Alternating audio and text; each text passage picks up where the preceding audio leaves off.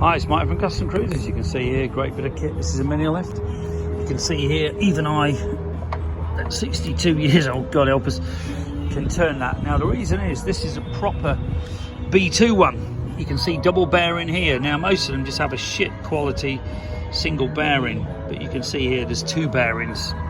Two bearing surfaces, not just one. And also double pin here. So this is like, if you like, the real deal, the B2 mini lift, okay? Not the cheap and cheerful bag of shit that you buy from certain countries which should be nameless, and I got banned for putting the names down of those countries, okay? But you can see here, this is a fantastically sturdy, you know, in fact the 4 controls. I've just bought this bike, look at that, what a joke. The fucking thing was completely covered in copper slip. No Loctite at all, ridiculous. But what do we know? This bike supposedly been MOT'd. You can see how old these are, all cracked to bits. Okay, fork seals absolutely shagged, ain't a word, knackered. I'm just hoping that these stanchions aren't pitted. I think it's just the fact that it's never been done properly. But the mini lift, amazing bit of kit, really what you need for doing this kind of job. Okay, so this is all the tools you need to do a bike. If you're going to do basic spannering, see here, general bits, this is perfect for doing fork seals like I'm on this. This will undo those bottom fork bolts which hold the damper rods in. If you do it by hand without an impact gun, they will just spin. Plastic hammers, Loctite because it's a Harley. 12-point sockets, which are these, or bi-hex, whatever you want to call them. Decent quality stuff. A lot of this is Williams, and it drives on the surface of the nuts like that. So that actually goes on the flat, whereas these will drive on the corners, or in other words, the edges of the nut. But these are much better, much stronger. Williams. Useful tools, as you can see. Sprayer, unbelievably, saves you a bomb on buying bloody aerosols. Buy one of these, it might cost you 20 quid for a worse one off eBay, God help us.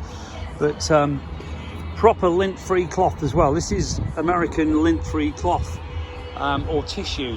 A lot of time when you're doing a job, it'll get covered in bits of crap off the rag. Something to absorb the oil until you cleaned it up. Now this particular job is a fork spring job, SAE 40, because it's for a Harley FXR. You get the new springs. This is for setting the fork oil height. Okay, so basically what you can do is pull the fork oil in, set this to whatever height you want. You know, just measure it with this tape measure. So this is set at 130 for an FXR. Okay, and then you're going to suck any excess out. So you're going to fill them up, suck excess out. The other important thing if you're doing fork seals, this is aluminium, or aluminum as they say in the States. Various sizes. This is the 41, this is the 39. I did the FXR forks yesterday. This is huge for doing the outer ones. Okay, but basically you do need something like this to drive the seals in. Do not use a screwdriver, as I've seen people do. It wrecks everything. One of the most useful things you can buy are these awesome T-drivers, which I buy, and also sell any of this gear as well, your mini lifts, your T-drivers, etc. The tape, very useful for doing loads of things, stopping things getting damaged, just put a strip around it. This is for cleaning out the inside of the forks. Very simple piece of welding rod with a brush strapped on. Okay, but that will get right down inside the stanchions, your lowers, and clean them out. Main thing is always keep everything clean, constantly clean it with the airline. You know, if you ain't got one, just buy a cheap Audi compressor, it's better than nothing. And you want to keep everything spotless if you're going to be doing jobs. Okay, so we're going to strip this, basically undo the fork tubes. This again is important, you get the right tool for this. Now the correct tool for that comes in a box for undoing the tops, which I must have left inside actually, but you know, it's a specially shaped, see these are rounded off. It's a special nut thing, okay. And anyway, you can see twin disc FXR. This has got a 41mm set of forks on, which is unusual.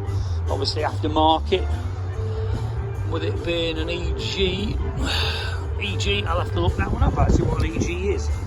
But it could well be an FXRP originally, not too sure. In fact, no, judging by the dash, it isn't.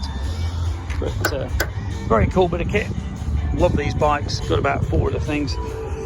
So if you're interested in any FXR spares, big motors, sick Baker boxes, etc., give us a call. 01773 835 666, customcruisers.com, the new site customcruisers.eu.